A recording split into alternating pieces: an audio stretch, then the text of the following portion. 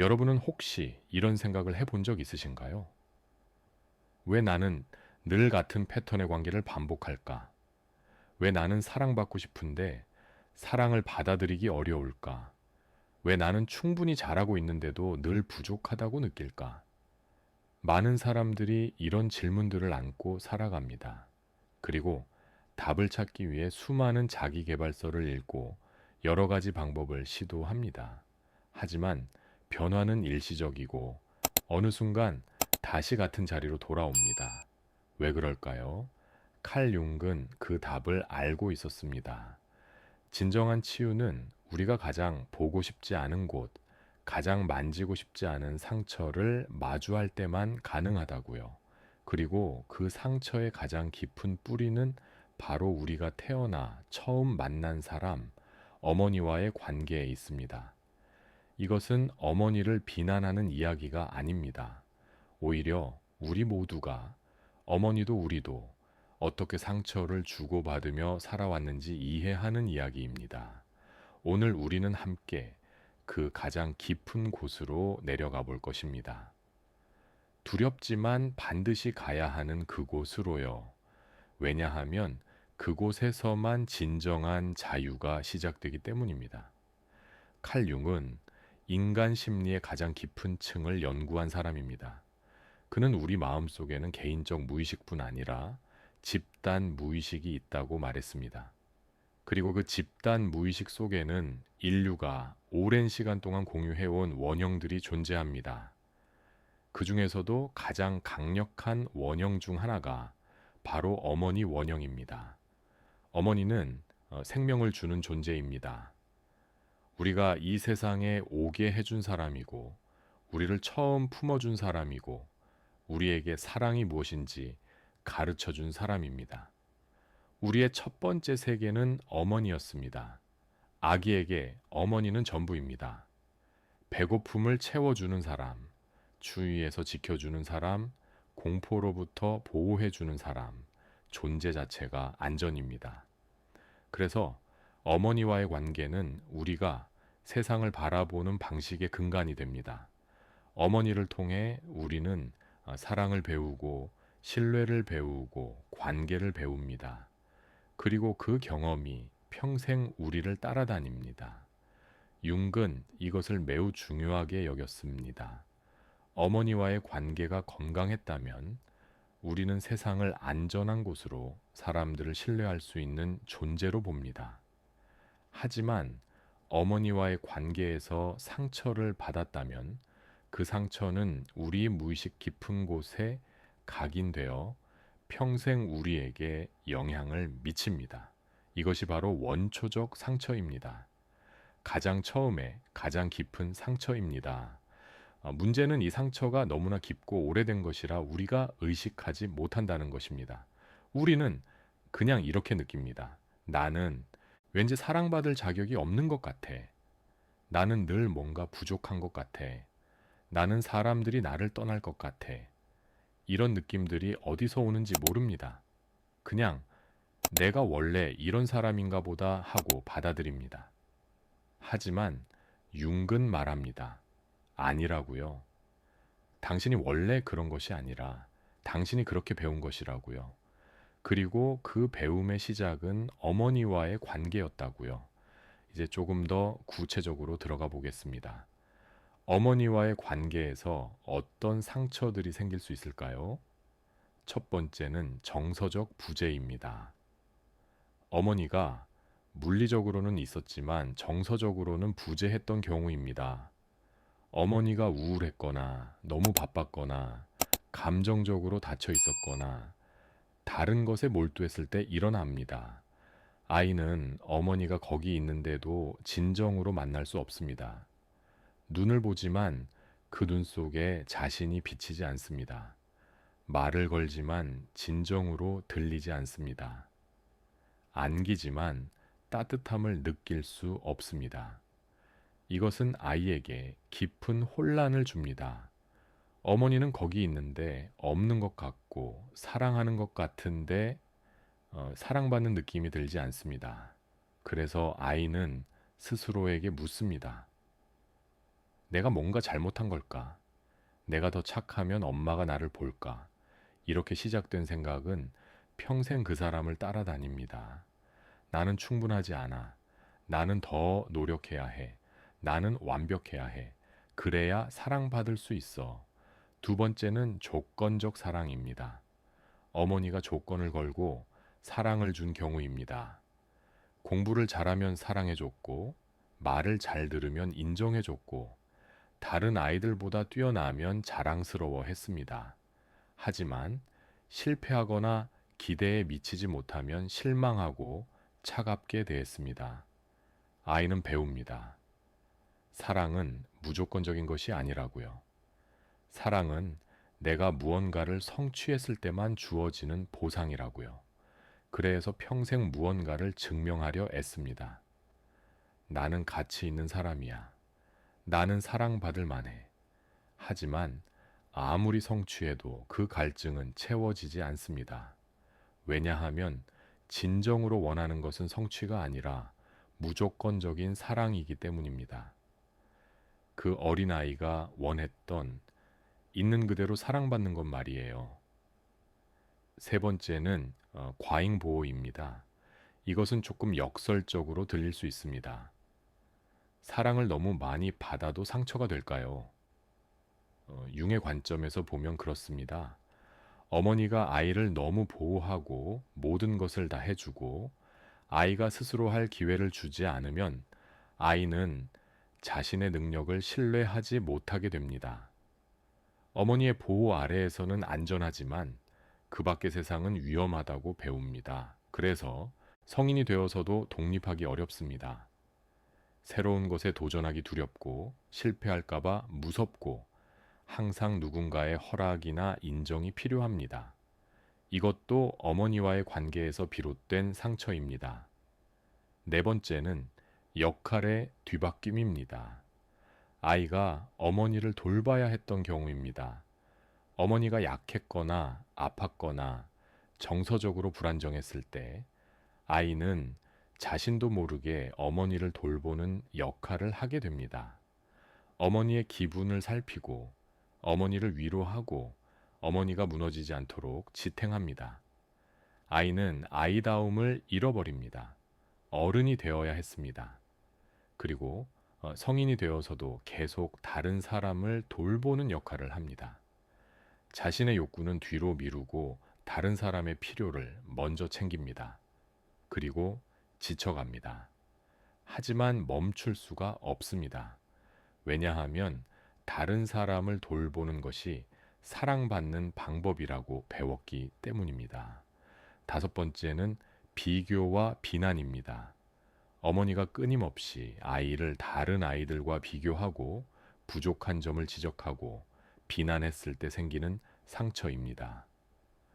너는 왜 오빠처럼 못하니? 옆집 아이는 이런데 너는 왜 안 되니?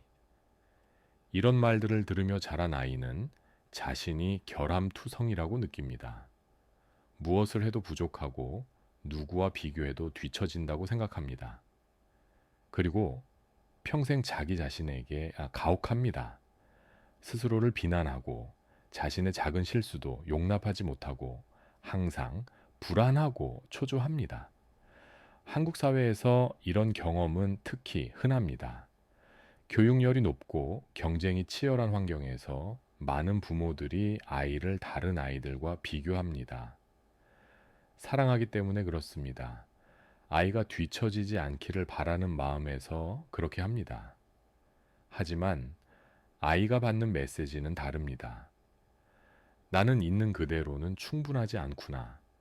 나는 더 나아져야 해. 나는 지금의 나로는 사랑받을 수 없어. 여섯 번째는 정서적 조종입니다. 어머니가 죄책감이나 의무감을 이용해서 아이를 통제했을 때 생깁니다. 내가 너를 위해 이렇게 희생했는데, 나는 너 때문에 이런 고생을 하는데, 이런 말들을 들으며 자란 아이는 평생 죄책감을 안고 살아갑니다. 자신의 욕구를 표현하는 것이 이기적이라고 느낍니다.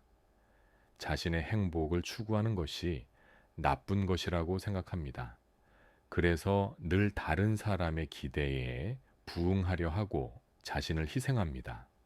그리고 자신이 왜 불행한지 모릅니다. 이 모든 상처들의 공통점은 무엇일까요? 아이가 있는 그대로 받아들여지지 못했다는 것입니다. 아이는 조건을 충족시켜야 했고, 역할을 해야 했고, 기대에 부응해야 했습니다. 그냥 존재하는 것만으로는 충분하지 않았습니다. 그리고 이것이 가장 깊은 상처가 됩니다. 나는 있는 그대로는 사랑받을 수 없다는 믿음 말이에요. 융은 이것을 매우 중요하게 보았습니다. 왜냐하면 이 믿음이 우리의 모든 관계, 모든 선택, 모든 삶의 방식을 결정하기 때문입니다. 우리가 의식하지 못하는 사이에 말이에요. 예를 들어 볼까요? 어머니에게 정서적으로 부재를 경험한 사람은 성인이 되어서도 관계에서 진정한 친밀감을 형성하기 어렵습니다. 상대방이 가까이 오려 하면 불편합니다. 왜냐하면 어릴 때 가까이 있어도 진정으로 만날 수 없었던 경험이 있기 때문입니다. 무의식적으로 친밀감은 실망을 가져온다고 배웠습니다. 그래서 거리를 둡니다.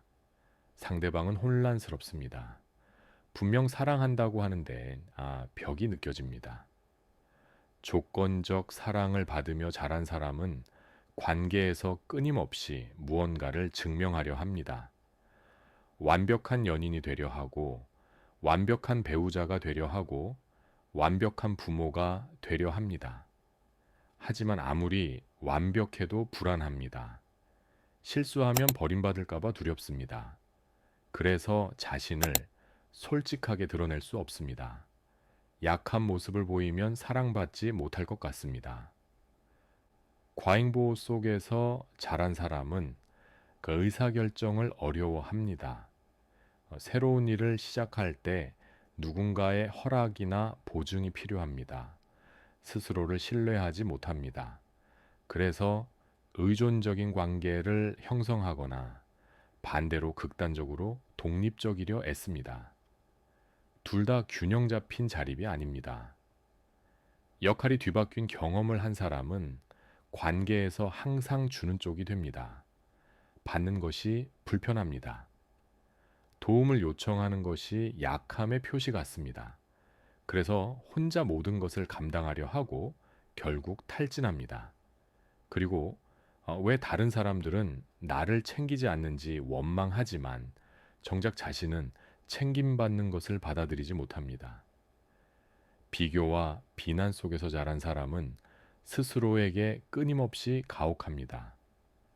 작은 실수도 용납하지 못하고 자신을 끊임없이 채찍질합니다.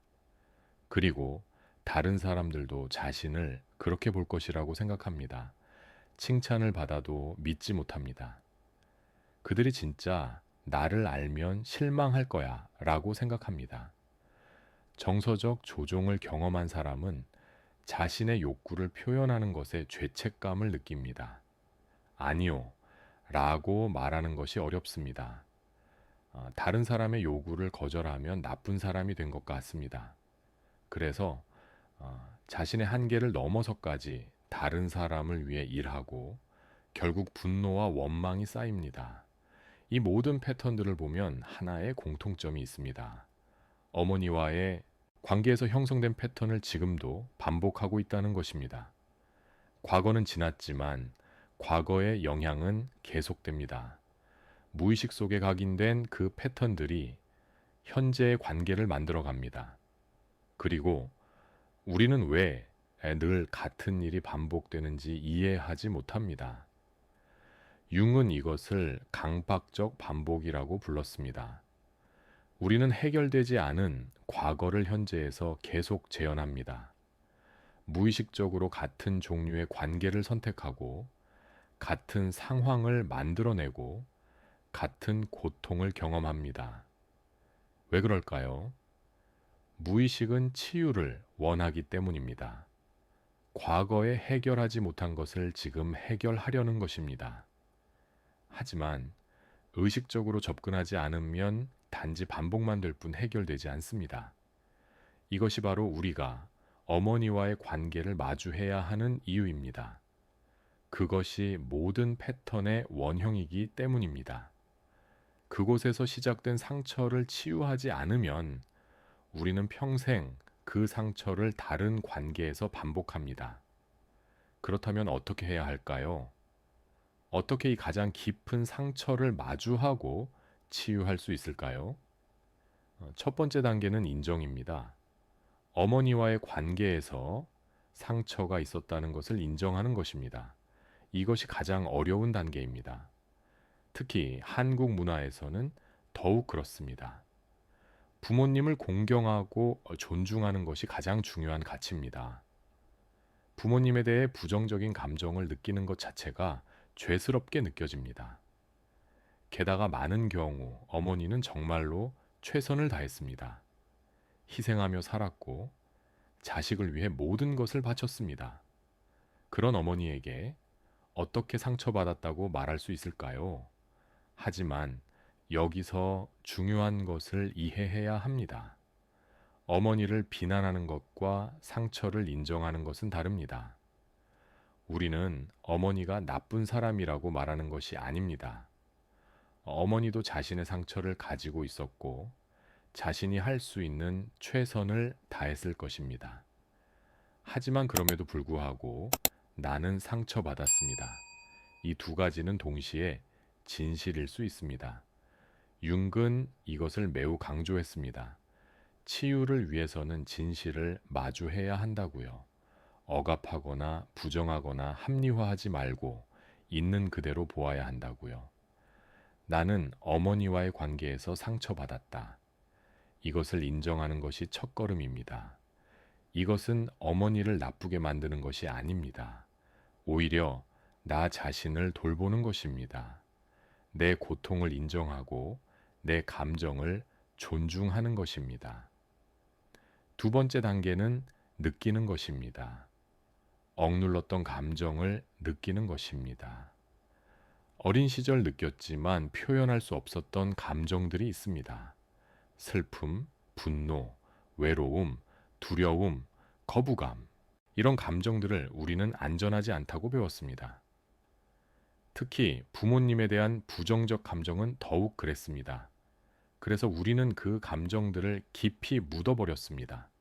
하지만 묻힌 감정은 사라지지 않습니다. 무의식 속에서 계속 작동합니다.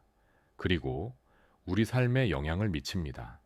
치유를 위해서는 그 감정들을 다시 느껴야 합니다. 이것은 쉽지 않습니다. 오랫동안 묻어두었던 감정을 다시 꺼내는 것은 고통스럽습니다. 마치 오래된 상처를 다시 여는 것 같습니다. 하지만 이것은 필요한 과정입니다. 상처는 빛 속에서만 치유될 수 있습니다. 어둠 속에 묻혀 있는 동안에는 계속 골마갑니다. 그래서 용기를 내어 그 감정들을 느껴야 합니다. 안전한 공간에서 아마도 전문가의 도움을 받아가며 천천히 그 감정들을 경험하는 것입니다.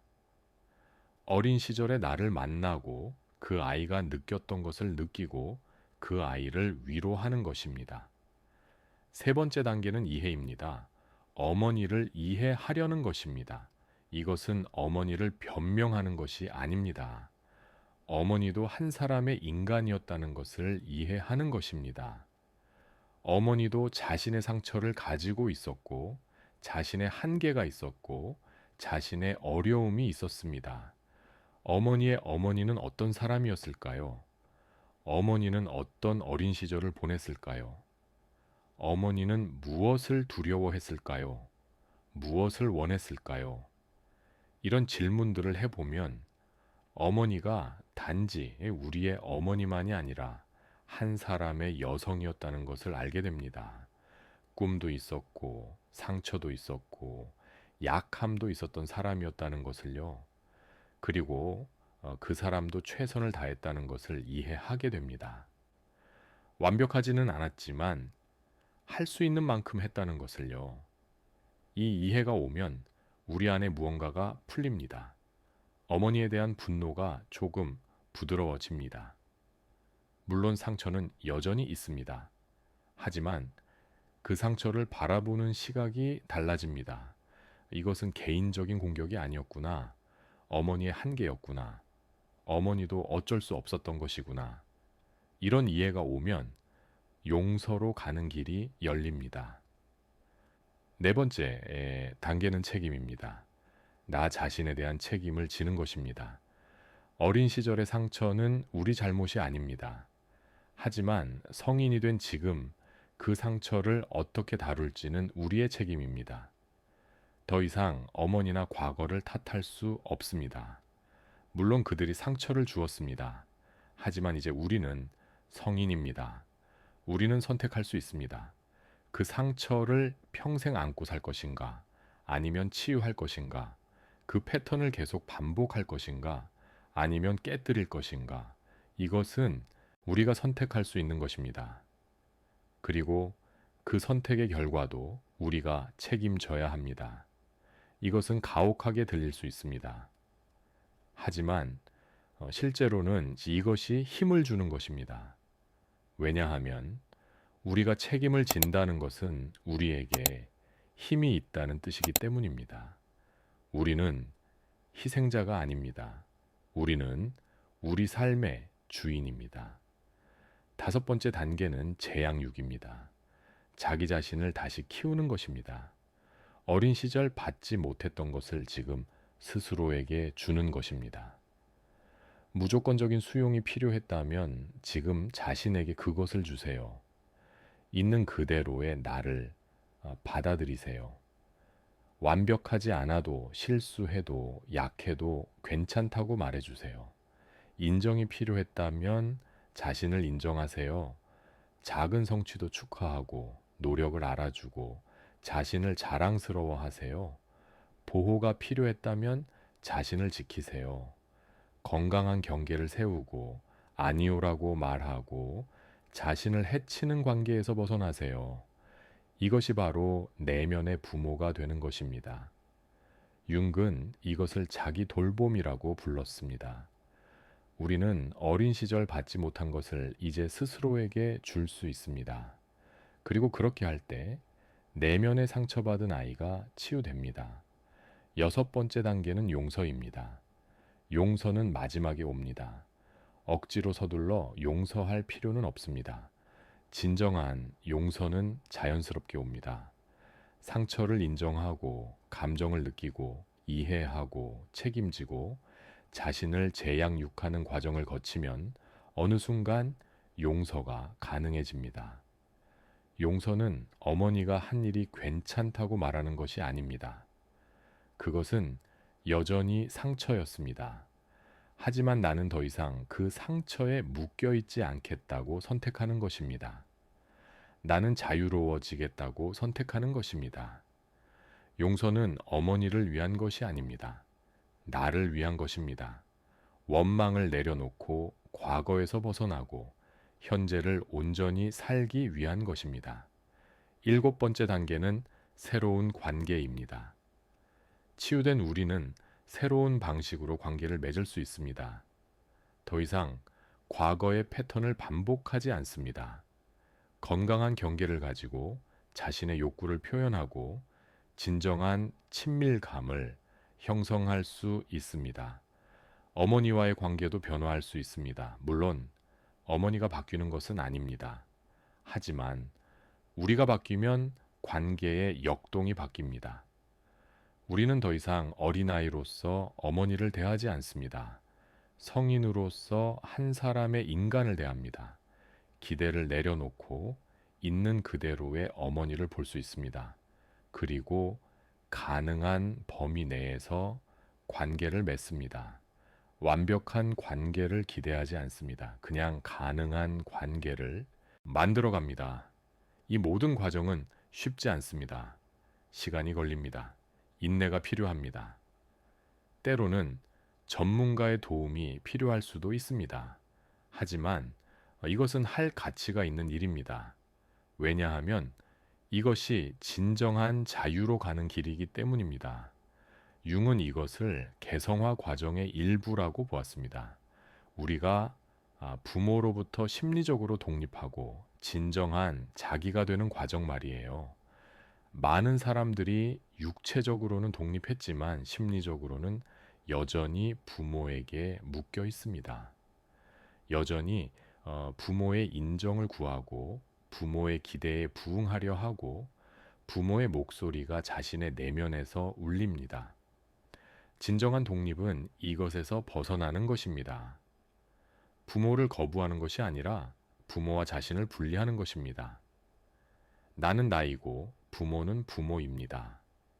나는 부모의 연장이 아니라 독립된 존재입니다. 이것을 이해하고 받아들일 때 우리는 비로소 자유로워집니다. 그리고 역설적으로 그때 부모와 더 건강한 관계를 맺을 수 있습니다. 왜냐하면 더 이상 무언가를 기대하거나 요구하지 않기 때문입니다. 그냥 있는 그대로를 받아들일 수 있습니다. 이제 조금 다른 관점에서 생각해 봅시다. 어머니 상처를 치유하는 것은 단지 과거를 정리하는 것이 아닙니다. 그것은 미래를 바꾸는 것입니다. 만약 우리에게 자녀가 있다면 우리가 치유하지 않은 상처는 자녀에게 전달됩니다. 이것을 세대 간 전달이라고 합니다. 우리가 어머니에게 받은 상처를 무의식적으로 우리 자녀에게 물려주는 것입니다. 물론 의도적으로 그러는 것은 아닙니다. 하지만 우리가 치유하지 않은 것은 자동적으로 반복됩니다. 정서적으로 부재했던 어머니 밑에서 자란 사람은 자신도 모르게 자녀와 정서적 거리를 둘 수 있습니다. 조건적 사랑을 받은 사람은 자녀에게도 조건을 걸 수 있습니다. 과잉 보호를 받은 사람은 자녀를 과잉 보호하거나 반대로 반김할 수 있습니다. 이것은 선택이 아닙니다. 무의식의 작동입니다. 하지만 우리가 의식화하면 이 패턴을 깨뜨릴 수 있습니다. 우리는 다른 방식으로 부모가 될 수 있습니다. 우리가 받지 못한 것을 자녀에게 줄 수 있습니다. 무조건적인 사랑, 정서적 연결, 건강한 경계, 자율성의 존중. 이것을 주기 위해서는 먼저 우리 자신이 치유되어야 합니다. 자녀를 위해서라도 우리는 이 상처를 마주해야 합니다. 그리고 자녀가 없다 해도 이것은 중요합니다. 왜냐하면 우리가 치유하지 않은 상처는 우리 주변의 모든 관계에 영향을 미치기 때문입니다. 배우자와의 관계, 친구와의 관계, 동료와의 관계, 모든 관계에서 어머니와의 관계 패턴이 반복됩니다. 우리는 무의식적으로 어머니를 재현하는 사람을 선택하거나 어머니와 정반대의 사람을 선택합니다. 둘 다 어머니로부터 자유롭지 못한 것입니다. 진정한 자유는 어머니와의 관계를 치유하고 그 패턴에서 벗어날 때 옵니다. 그때 우리는 진정으로 선택할 수 있습니다. 과거의 패턴에 의해 움직이는 것이 아니라 현재의 의식적 선택으로 관계를 맺을 수 있습니다. 또 하나 중요한 것은 어머니 상처를 치유하는 것이 여성성과의 관계를 치유하는 것이기도 하다는 점입니다. 윤근 여성적 원형에 대해 많이 이야기했습니다. 어머니는 우리가 경험하는 첫 번째 여성입니다. 그래서 어머니와의 관계는 우리가 여성성을 어떻게 보는지에 큰 영향을 미칩니다. 어머니와의 관계가 상처로 얼룩져 있다면 우리는 여성성 전체에 대해 양가 감정을 가질 수 있습니다. 여성에게는 이것이 자기 자신과의 관계에 영향을 미칩니다. 자신의 여성성을 부정하거나 반대로 과도하게 동일시할 수 있습니다. 남성에게는 이것이 여성과의 관계에 영향을 미칩니다. 여성을 이상화하거나 평가절하할 수 있습니다. 어머니 상처를 치유하면 우리는 여성성과 더 건강한 관계를 맺을 수 있습니다. 여성은 자신의 여성성을 온전히 받아들이고 표현할 수 있습니다. 남성은 여성을 있는 그대로 볼 수 있고 자신 안의 여성적 측면도 받아들일 수 있습니다. 융은 남성에게도 여성적 측면이 있고 여성에게도 남성적 측면이 있다라고 말했습니다. 그는 이것을 아니마와 아니무스라고 불렀습니다. 통합된 인간은 두 가지 모두를 조화롭게 가지고 있습니다. 하지만 어머니와의 관계에서 상처가 있으면 이 통합이 어렵습니다. 치유를 통해 우리는 더 완전한 인간이 될 수 있습니다. 이제 실질적인 질문을 해봅시다.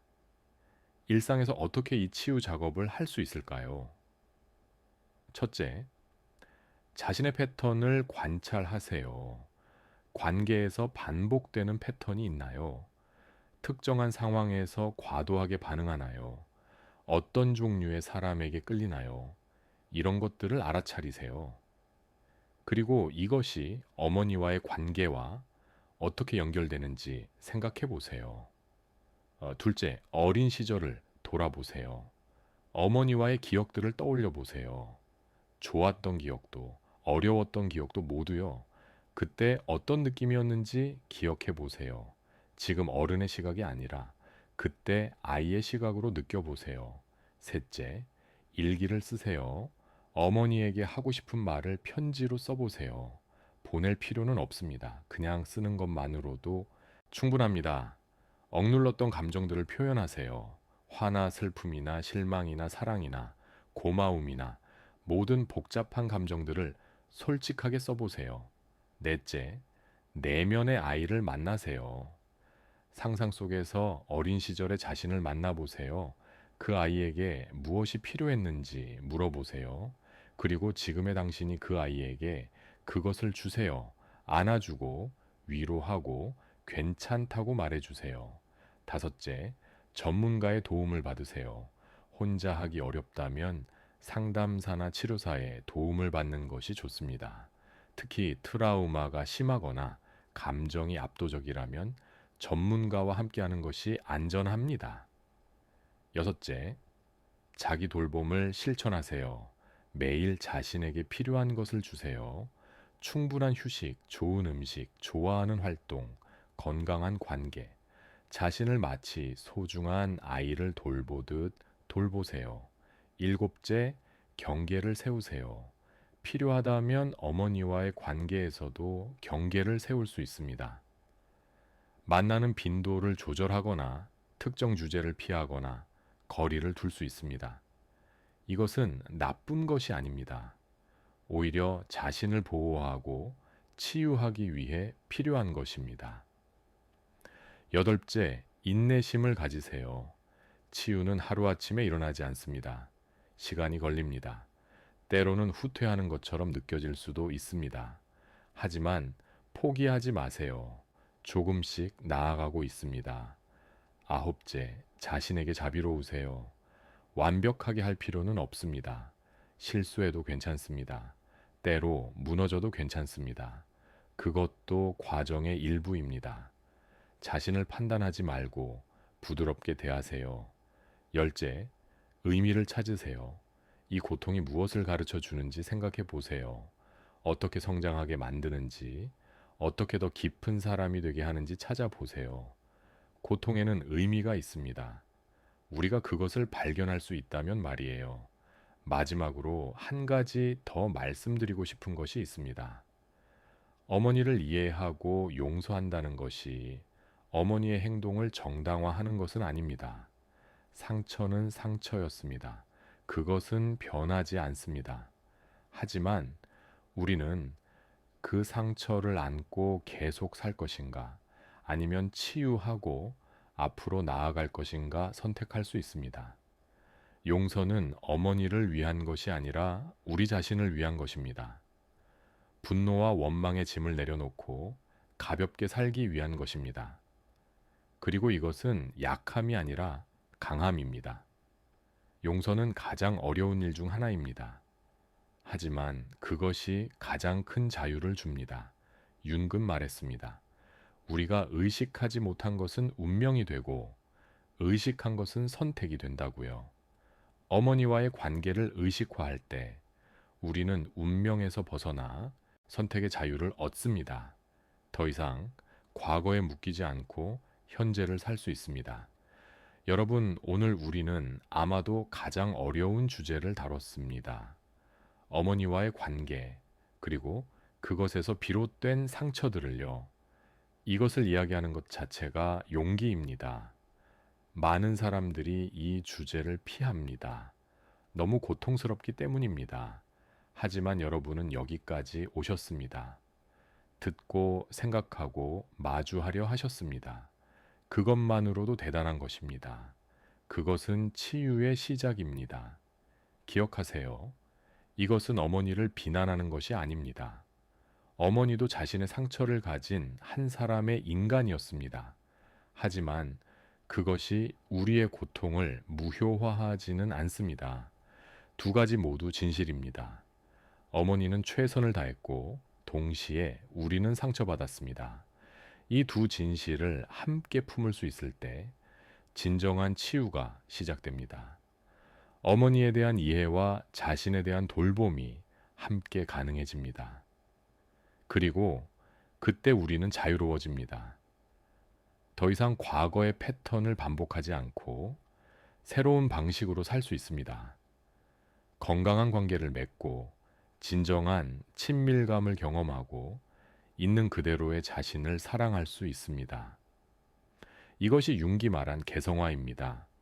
부모로부터 심리적으로 독립하고 진정한 자기가 되는 것입니다. 쉽지 않은 여정입니다. 하지만 할 가치가 있는 여정입니다. 그 끝에는 자유가 있고 평화가 있고 진정한 삶이 있기 때문입니다. 여러분, 지금 이 순간부터 시작할 수 있습니다. 자신의 상처를 인정하고 감정을 느끼고 이해하고 치유하는 작업을 시작하세요. 혼자서 하기 어렵다면 도움을 청하세요. 완벽하게 하려 하지 마세요. 그냥 시작하면 됩니다. 한 걸음씩 하루하루 조금씩 나아가면 됩니다. 그리고 자신에게 자비롭게 대하세요. 이것은 어려운 일입니다. 당신이 이 여정을 걷고 있다는 것 자체가 용기입니다. 스스로를 자랑스러워하세요. 기억하세요. 당신은 혼자가 아닙니다. 수많은 사람들이 같은 상처를 가지고 있고 같은 여정을 걷고 있습니다. 그리고 치유는 가능합니다. 많은 사람들이 이 어둠을 통과하고 빛을 찾았습니다. 당신도 할 수 있습니다. 어머니와의 관계에서 받은 상처는 당신을 정의하지 않습니다. 그것은 당신에게 일어난 일이지 당신 자체가 아닙니다. 당신은 그 상처보다 훨씬 큰 존재입니다. 그리고 그 상처를 치유할 힘도 가지고 있습니다. 윤군 이렇게 말했습니다. 가장 깊은 어둠 속에서 가장 밝은 빛이 나온다고요. 당신의 상처가 당신의 힘이 될 수 있습니다. 당신이 경험한 고통이 다른 사람을 이해해야 하고 돕는 힘이 될 수 있습니다. 당신이 걷는 이 치유의 여정이 다른 사람들에게도 희망이 될 수 있습니다. 그러니 이 여정을 걸으세요. 용기를 내어 가장 깊은 곳을 마주하세요. 거기에 두려움이 있고 고통이 있지만 거기에 치유도 있고 자유도 있습니다. 당신은 그것을 찾을 수 있습니다. 당신은 치유될 수 있습니다. 당신은 자유로워질 수 있습니다. 그리고 그때 당신은 발견할 것입니다. 당신이 평생 찾던 사랑이 실은 당신 안에 있었다는 것을요. 어머니에게서 받지 못한 그 무조건적인 사랑, 완전한 수용, 그것은 이제 당신이 당신 자신에게 줄 수 있습니다. 그리고 그것이 진정한 치유입니다. 당신 안에 어린아이를 안아주고 사랑한다고 말해주고 괜찮다고 말해주세요. 그 아이가 평생 듣고 싶었던 말들을 해주세요. 당신은 충분해. 당신은 사랑받을 자격이 있어. 당신은 소중해. 있는 그대로의 당신이 완벽해. 이것이 진실입니다. 당신은 이미 완전합니다. 다만 그것을 기억하면 됩니다. 이것으로 오늘의 이야기를 마칩니다. 함께 해주셔서 감사합니다. 이 어려운 주제를 함께 탐험해 주셔서 용기를 내주셔서 감사합니다. 여러분의 치유의 여정에 빛과 사랑이 함께하기를 진심으로 바랍니다. 기억하세요. 당신은 혼자가 아닙니다. 당신은 사랑받을 자격이 있습니다. 그리고 당신은 치유될 수 있습니다. 믿으세요. 그리고 한 걸음씩 나아가세요. 평화와 사랑과 함께 하세요.